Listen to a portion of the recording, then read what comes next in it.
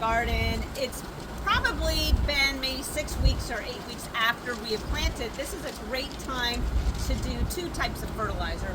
One's going to be another application of the organic granular food, and the other would be like a fish emulsion. So we're going to go ahead and do an application. I want to say maybe it's about a cup around the plant, just like this.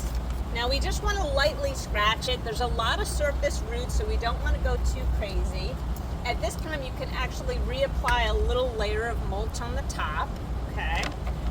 And then the second application is going to be our organic fish fertilizer, okay? So I've already filled up the watering can. Maybe it's about a quarter cup. Okay. This is really great stuff. I love it. And then we're just going to go ahead and water both of these right in, probably about a half a gallon to a gallon, depending on how big your tomato is. That's it, and we can do this in another 6 weeks from now. So that's how we do our tomato fertilizing.